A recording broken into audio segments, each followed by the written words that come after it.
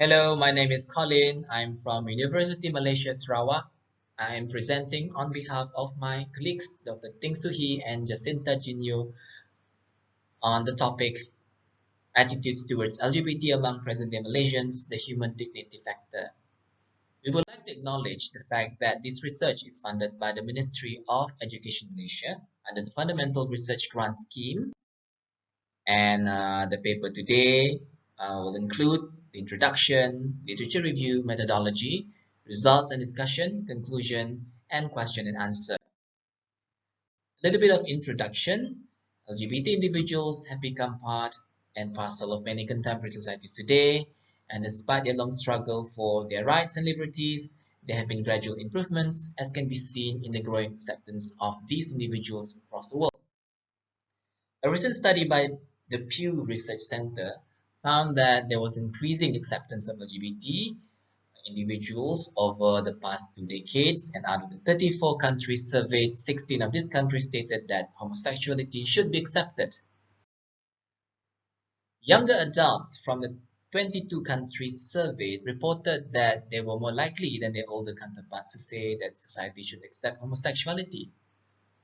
And the study also found that people in less wealthy and developed economies were less accepting of homosexuality than those in wealthier and more developed economies. Now, even though Malaysia was not included in the 2020 study, back in 2013, the Pew Research Center found that 86% of Malaysians that were surveyed stated that homosexuality should not be accepted, compared to the 9% of Malaysians surveyed who claimed otherwise. And the main reason was, of course, religion.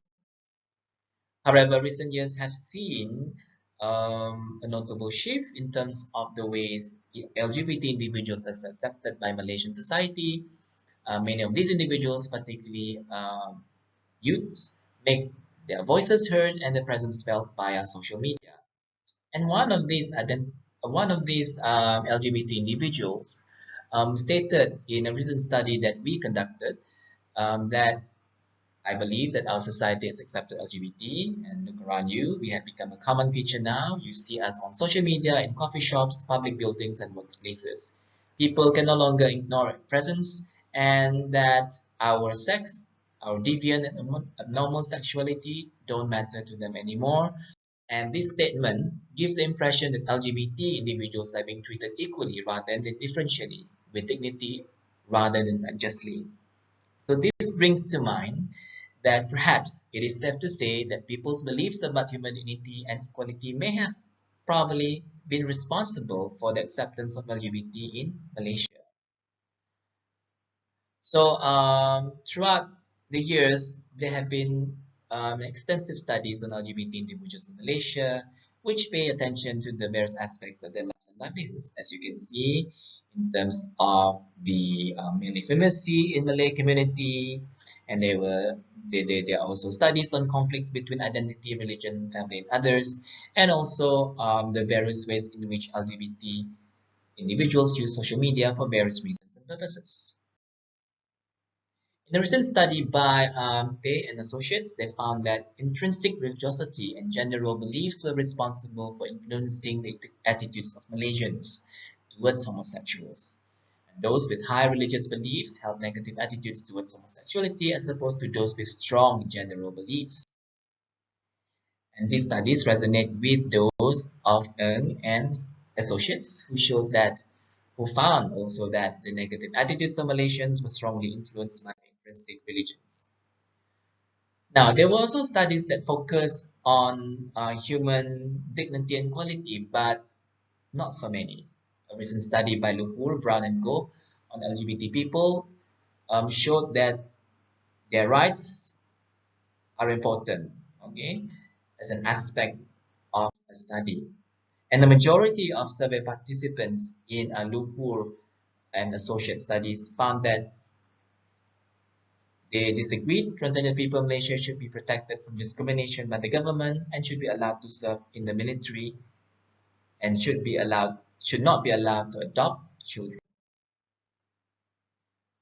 However, most participants agreed that transgender people should be allowed to marry a person of their birth sex, should be allowed to have surgery, and should be allowed to conceive or give birth to children.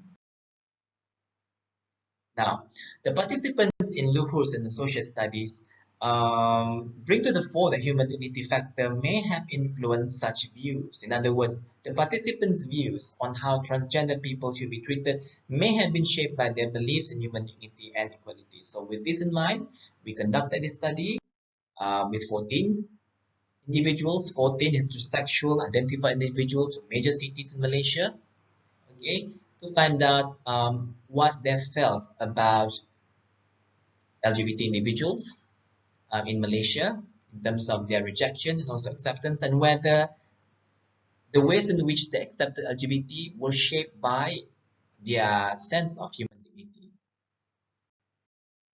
Okay, and these are the demographic data of the 14 participants and the interviews that we conducted were in English with occasional use of Malay, and then we assured their confidentiality and anonymity. And then the tables listed below are the questions that we asked to our interview participants.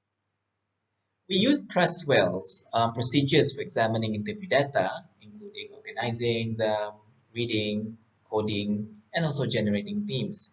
We also used Creswell's validity strategy, namely member checking, to reduce bias and ensure the accuracy of the findings.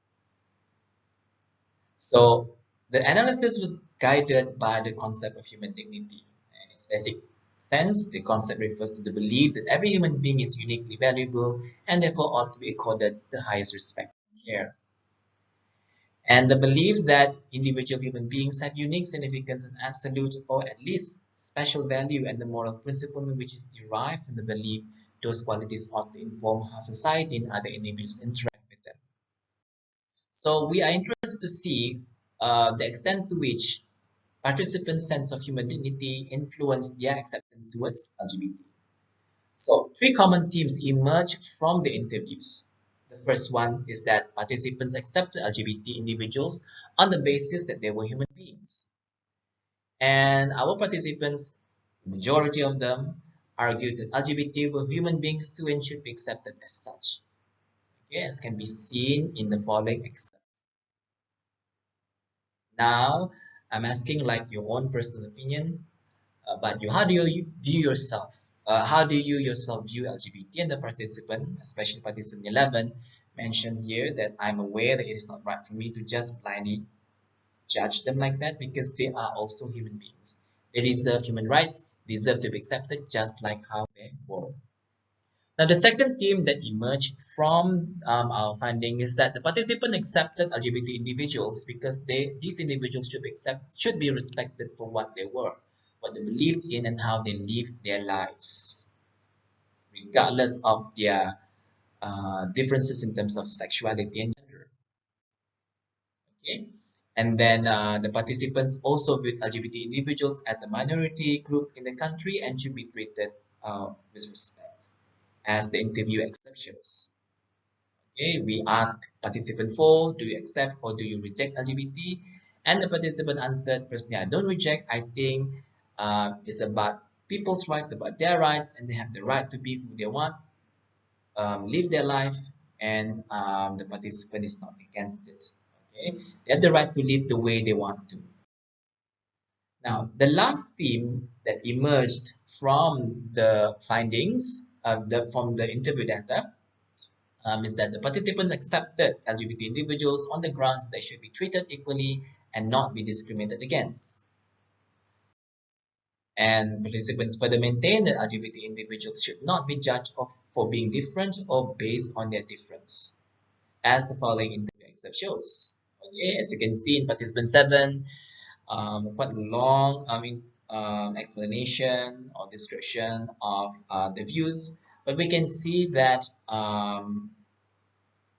it's being neutral, and at the same time, love knows no barriers when it comes to the LGBT individuals and also LGBT.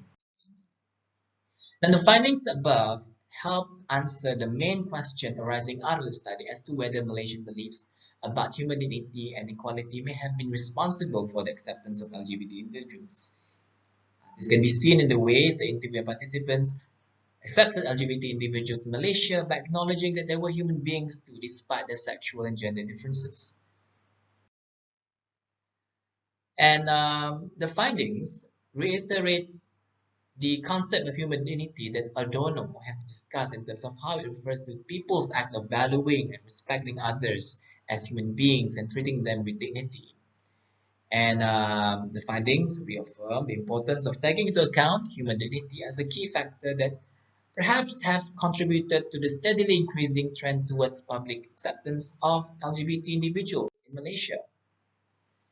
Therefore, we believe that it is important, okay, to see this finding as a way to help revise the ways LGBT individuals have often been viewed negatively by the larger Malaysian society and stop the stigma, discrimination, and even social exclusion that they have constantly faced as a result of being different.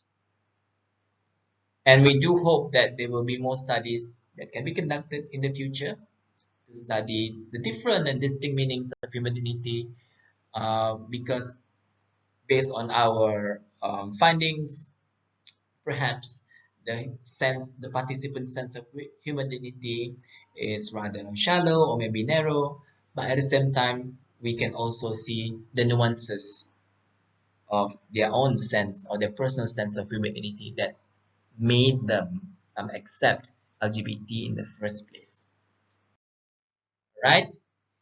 And with that, I thank you. If you have any questions, you can always email me.